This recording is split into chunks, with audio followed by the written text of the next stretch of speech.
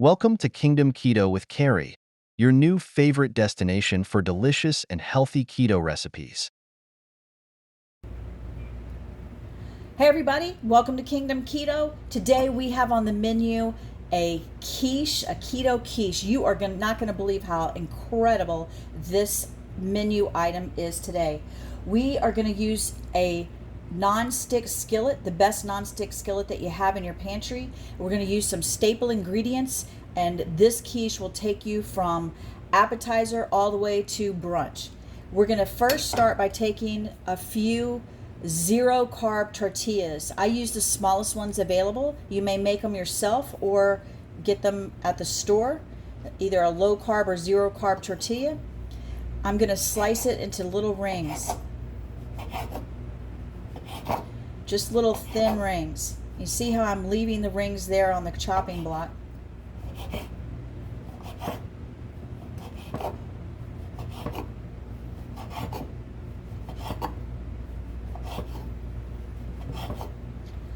I have a non-stick skillet that is already preheated, and I have a tablespoon of coconut oil in the bottom. And what I'm going to do is I'm going to take the lid off, and I'm just going to take these and allow them to uncoil just a little bit. They're going to make coils all around the bottom, which is going to provide you with the bottom kind of like a crust for your quiche, so that it comes out all in one piece. Of course, you can cut it from there.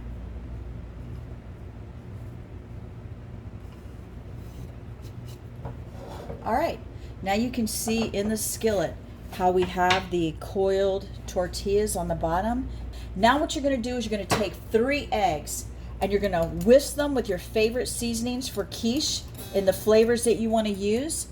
And I use a whipping cream that has 0 carbs in it. I love a heavy whipping cream because you can have it on keto. It has a little bit more of that good fat for you, and also it allows your eggs to be so fluffy for a quiche. So I'm just going to take this and slowly pour it over all around the edges of this skillet quiche. I want to make sure I don't have any little area that's not covered by the egg mixture. And then I'm just going to take this and make sure that I have the edges fully covered is the main thing. All right, now we're going to put that on a medium heat. Typically in a non-stick skillet, you don't want to ever cook higher than a medium heat. Now at this point, I'm going to give it just a minute to heat up, and I'm going to start layering the ingredients in there. But what I want to tell you is this is going to heat on the skillet medium high for exactly 10 minutes after the ingredients are on there. So you can choose whatever protein you want. I have a browned ground meat that I'm going to be putting on mine today. You could make yours all veggie. You could add a protein. There's so many choices. You could go with Italian flavors and put pepperoni. You could go with Mexican flavors and use chorizo or Italian sausage. You could go with a veggie, like I said, with some extra cheese and things on there. All right, so you want to spread that all out. Make sure you get all the product in there. And then you're going to start with some of your favorite vegetables. I am going to then use this onion chopped. I'm going to put it all around the edge. Right now I can tell that the bottom of the skillet has heated just enough to start forming, because eggs cook pretty quick in a skillet. So we're going to go ahead and start our timer now for 10 minutes. Alexa, can you start a timer for 10 minutes? Good afternoon, Kari. 10 minutes, starting now. Our timer is set, and now I put some chopped onion. Now I'm going to put one of my favorite red bell peppers on here. Why red bell peppers? Not only do I love them, but they have a very high vitamin C content. The more you have that vitamin C, which is so great for your immune and your heart health. All right, next I'm going to be putting I chose to put today, I had some fresh cilantro for my fresh herb, and I'm going to put a little fresh herb in here. I love that on a ground meat base. And I'm going to also put olive chopped next.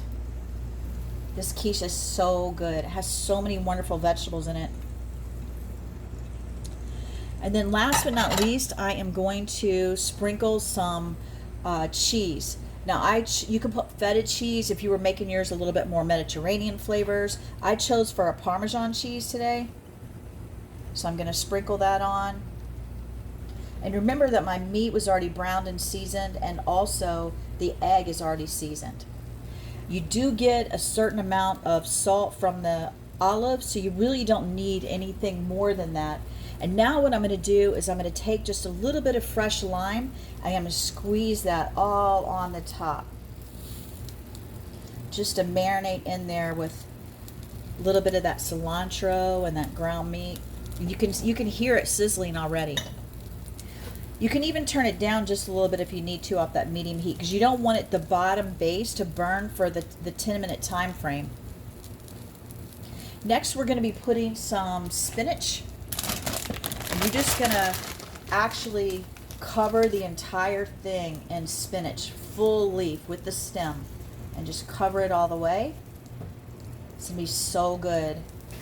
And last but not least, you're going to take cheese.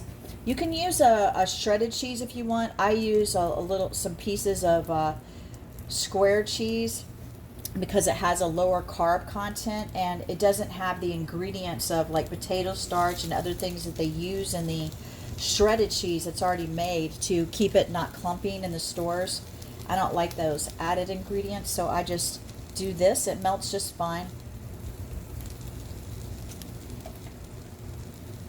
And my cheese is also less than a gram of carbs. The whipping cream, less than a gram. It's pretty much carb free. I think that's going to be enough cheese. All right, now we're going to put a lid on it. And bam, see you in 10.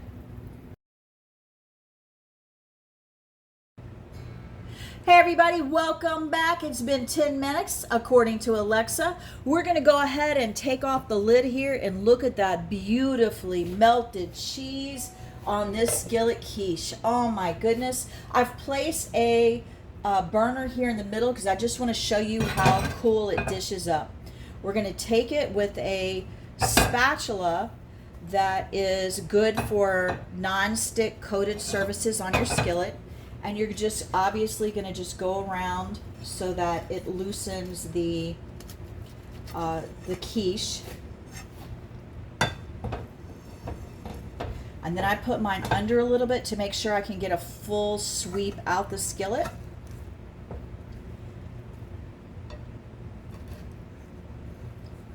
You want to make sure it comes out in one piece. Look at that. And then what we're going to do is we're going to cut it like a pizza pie.